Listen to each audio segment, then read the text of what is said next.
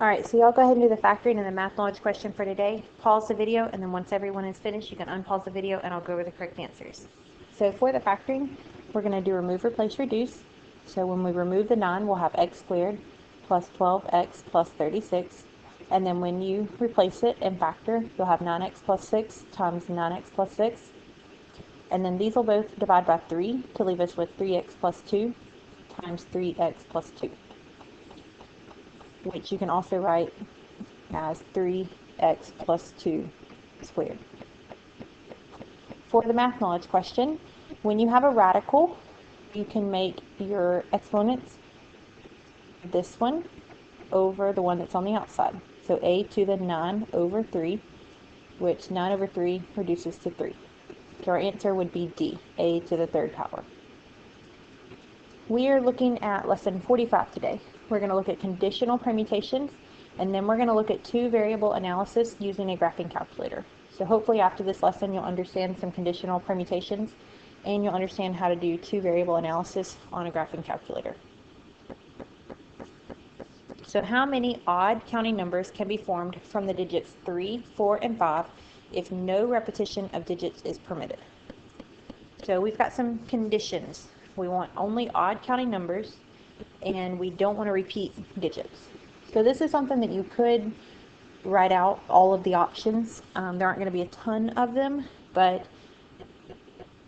it would definitely be quicker to be able to figure out a pattern so that you don't have to write them all out, because some of the examples you wouldn't want to try and write all of them out because you would get lost, because it's going to be several hundred of them. So it says odd counting numbers. So it doesn't say how many digits our number has to be. So we could just have a 3, or we could have a 5. So if we had 1 digit, we would have 2 numbers, either 3 or 5. We wouldn't have 4 because that would be an odd number. If we had 2 digits, so we have these 2 here, we have to be odd, so either the 3 or the 5 has to go in this last spot. And it says no repetition is allowed. So once we pick either the 3 or the 5, we have the other one and the 4 left over. So we have 2 times 2. We have 4 different 2-digit numbers we could write. We could either do 43, 45, or we could do 35 or 53. Those would be the 4 you could do. And then if we did 3-digit counting numbers, so we're going to have 3 slots. Only the 3 and the 5 can go in the last slot. And then once we pick it, we have 2 that can go here, and then we have 1 left that goes there. So again, there are going to be 4 options that will go there. So if you add these up, 2 plus 4 plus 4 gives you a total of 10 numbers. So that's how many odd counting numbers we can form. Alright, so now we're going to look at another one. Find the number of odd 3-digit counting numbers. So it specifically says we have 3 digits. So we only have 3 slots that we're going to be looking at. If they don't say 3-digit counting numbers, then you have to do like what we just did, where you have to assume you can have some 1 digits, some 2 digits, or some 3-digit numbers. So less than 600, but they have to be odd. So any 5 numbers can go here. 1, 3, 5, 7, or 9. Any of those 5 can go in the last slot, because that'll make your number an odd number. It has to be less than 600, so we could do 1, 2, 3, 4, or 5. So again, we could have 5 here. We wouldn't put 0, because then if we had 0, 1, 1, that would actually just be 11, which is not a 3-digit counting number. So we can't put 0 here, but we could put 1, 2, 3, 4, or 5. Whoops. In that one. And then here, we could put any of the 10 digits, 0 through 9. So any 10 could go here, because there wouldn't be any restriction on that middle digit. And so if you multiply, you're going to get 250 numbers. So that's one that you wouldn't want to have to count through. You would definitely want to figure out the pattern there. All right, we're going to look at another example. We have 5 math books and 4 English books that we want to arrange somehow. And all of the math books have to be kept together, and all of the English books have to be kept together. So on this one, we can either do math, and then we can do English books, or we can do English books and then math books. So there are 5 math books. So the way we can arrange those 5 is going to be 5 times 4 times 3 times 2 times 1. And then the way we can arrange the English books is going to be 4 times 3 times 2 times 1. And you're going to multiply all of these together.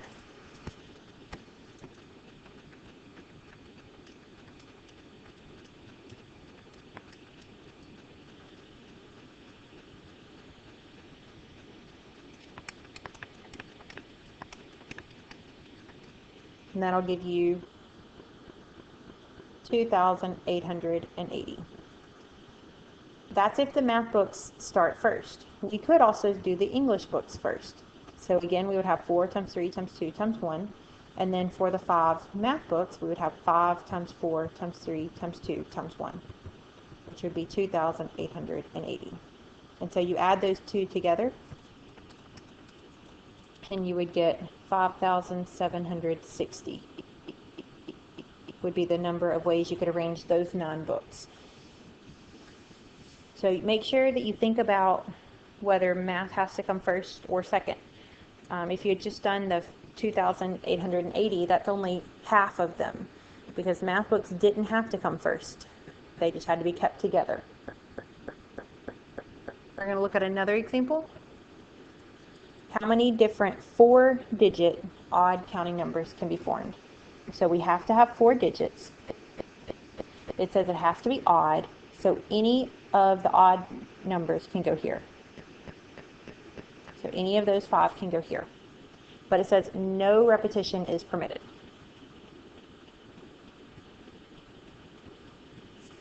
Once we pick one of these numbers, we're going to come back up here.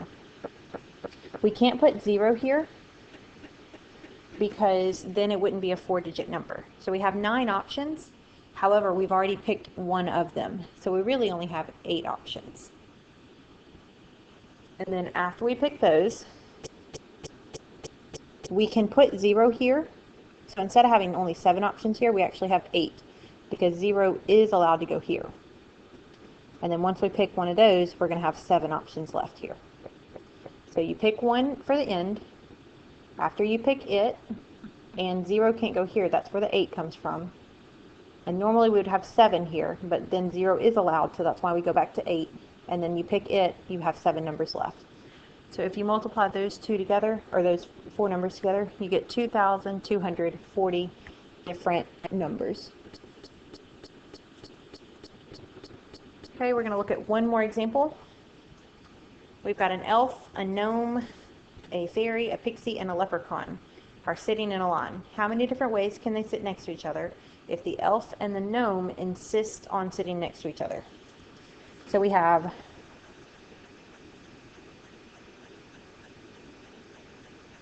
5 items, or 5 people, 5 things. The elf and the gnome have to sit next to each other. So if we put the elf here, that means the gnome would have to go here. And then the other 3 can go 3, 2, and 1. So that would be a total of 6 options. However, the gnome could go here with the elf here.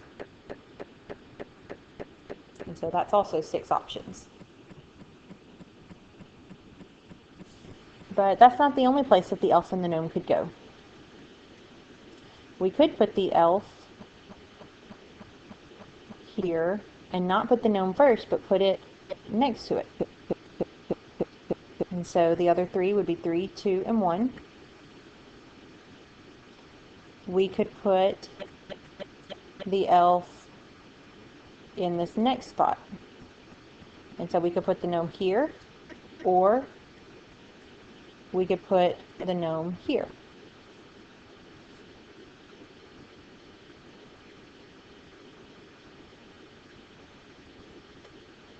And so both of those would give 6 more arrangements. So we put the elf in the first spot, we put it in the second spot with the gnome on either side, we put it in the third spot with the gnome on either side. We could also put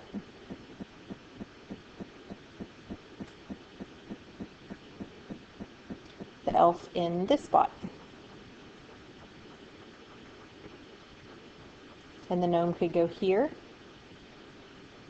or it could go here.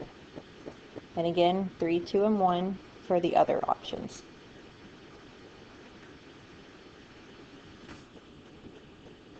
And then the only other spot that the elf can go would be in the last spot, and the gnome would have to go in front of it.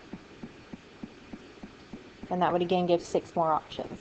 So if you added all of these up, there are 8 of them, so 6 times 8 is 48 different ways. So that would be one that you would want to draw out so that you can make sure you think about all of the different options. So now we're going to move on to 2 variable analysis using a graphing calculator. Whenever you're going to do these, you're going to want to use a graphing calculator. So if y'all need to pause the video to go grab your graphing calculator, you can do that. So when you're looking at two variable analysis, it's actually called linear regression. And what we're going to be doing when we do linear regression is finding the line of best fit. So we were doing this by hand. They would give us a graph, and they would give us some dots, and then they would say, here's the line of best fit, and you find the equation of that. Well, now we're going to be using the graphing calculator. When you use a graphing calculator, your answer should be exactly what everyone else in the room gets. So if you don't get what the answer key has, you've done something wrong. R is going to be your correlation coefficient, and your calculator is going to give you an R, and we'll go over that when we do an example. But it's called the correlation coefficient. For scientific data, your R should be between -1 and -0.9, or 0.9 and 1. It needs to be a very, very close to 1 or -1.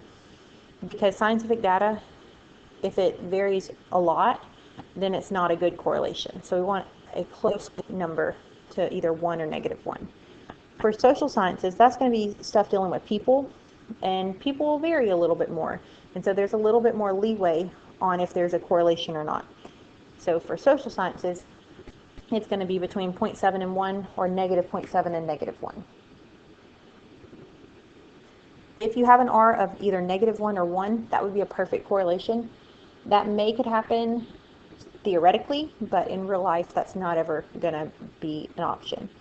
But perfect correlation is mean that it's exactly right on. And then as you get closer to 0, 0 means that there is no correlation. So if you have a correlation of 0.2, that means that they're not really related. It just so happens that some stuff overlaps. But 0 is no correlation. 1 or -1 means you have a perfect correlation. So let's look at an example. We're going to use a graphing calculator to find the equation of the line which best fits this data. Also find the correlation coefficient for this scientific data and discuss whether it's a good model or not. So on these, you actually do not need the graph. You are going to only look at the chart. So we haven't been using the chart, but when we go to the calculator, we're only going to be looking at the chart. All right, so all of y'all need this linear regression handout right here. We're going to go over how to use the graphing calculator, and this kind of helps you. You may want to make notes on it, your copy to keep whatever. You won't be able to use it on your test. You'll have to learn how to use the calculator. But if you want to use it for homework, some people find that that's helpful. So y'all pull out your calculator. First thing we're going to do is go to catalog. And so if you look at the 0, catalog is in blue.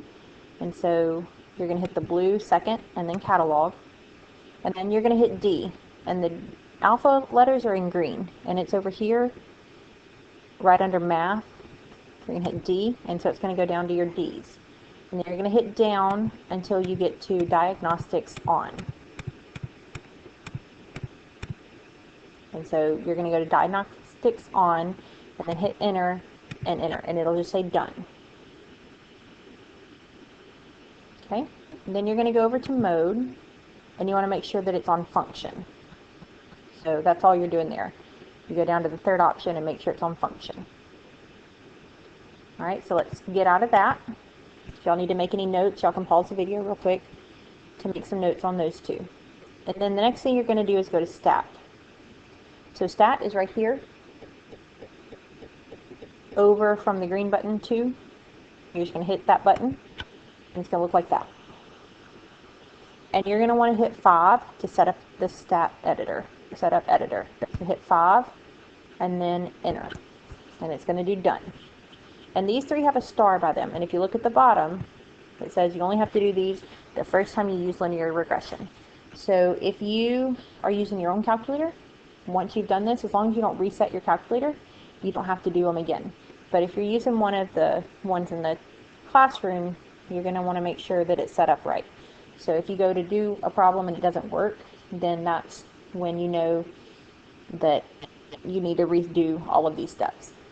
So those you only have to do the first time as long as it hasn't been reset. Which typically the ones in the classroom don't get reset, but sometimes they do. And you don't know that until you check it. Alright, so now we're going to go back to stat. And we're going to go over to edit.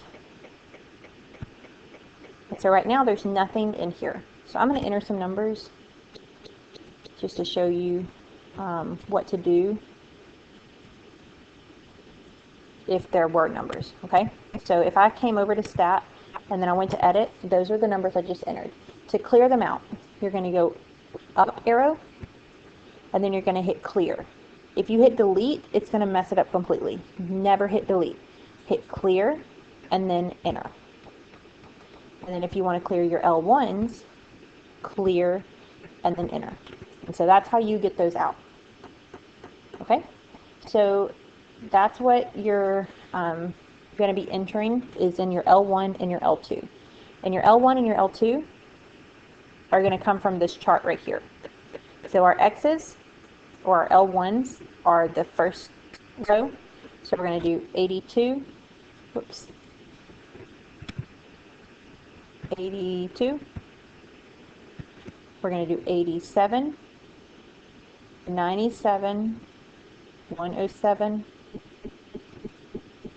and 107. So if you don't enter them correctly, then you're going to end up with a different answer than what we get. Then you're going to go over to your L2 and you're going to enter your other numbers. So 9.5, 5.5, 7.5, 1.5, and 4.6. And you should have the same number of L1s as you do L2s. Okay, so that's the first thing you're going to do. Now, number 5, 6, 7, 8, 9, 10, 11, 12 are if you want to graph it. So if you want to graph it, you can. And what it'll graph is what they have over here. So if you want to graph it and make sure that it looks right, you can. I'm going to show you how to do that, but it's not necessary. So you're going to go to y equals, and then you're going to go up to that one, and you're going to hit enter. That would be if it's in a black box, but you don't want it in a black box. So you would hit enter to get it out of a black box, which ours already was out. And then you're going to hit second and stat plot, which is y equals. And then you're going to want to hit enter because we're going to turn stat plot on here. And then you can make it do whatever. And then this one says to make it a plus sign, but it doesn't really matter. And then you have to do zoom and 9 because that's your zoom stat. You see how if you go to the graph it shows nothing up? You have to do zoom stat to make sure that it shows your data plots. And so it'll zoom out so that it shows all of your points that you entered. So if you look, they look like this. It's a slightly different scale, so the points don't look exactly the same. But that's what the graph should look like. And then to get the equation, we're going to go back to stat. So again, that was just if you wanted to make sure your points were kind of graphed correct, if they were plugged into the calculator correctly. Just look at the graph. So you don't have to do those. So once you finish entering in here, you can hit quit and then go back to stat, and you're going to go over to calculate. So hit the right arrow over, and then we're doing linear regression, which is number 4. So 4, L1, L2, just hit enter, enter, and then calculate. Some of them you just have to hit enter once. It just depends on the calculator. But this is what it gave us. And then if you wanted to graph the equation number 14, you could, but you don't have to do that. So the ones that you have to do after you set up your calculator would be number 4, and then number 13. So 4 and 13 are the ones that you're going to be using. Okay, so this is going to give us y equals, it says ax plus b, where our a is negative 0.2075 and our b is 25.64. So the line that we get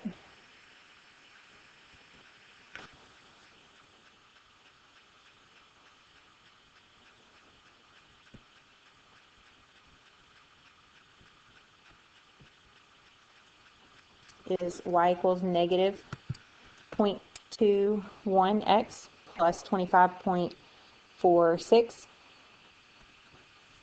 0.64, I mean. And then we don't look at the r squared, we look at the r. That's our correlation coefficient. So it says find the correlation coefficient. So our r is negative 0.78. And then it says, is it a good model for the data?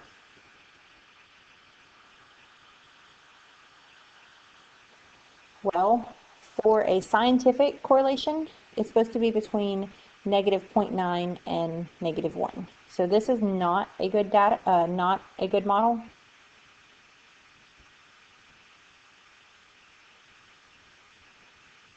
And the reason is because R is not between negative 0.9 and negative 1. So that's how you know if it's a good model or not. Whether it's in between the two that you're supposed to have it in between or not. Okay, so that's how you do your 2 variable analysis using your graphing calculator. So again, you should have exactly what I have for your answer, what your book has for your answer. Otherwise, that means that you typed something in incorrectly. So your homework tonight, you do get to omit number 28, and then you're going to have your last trig quiz when you take lesson 46. So make sure that y'all are studying your unit circle again so that you can do really well on this last quiz.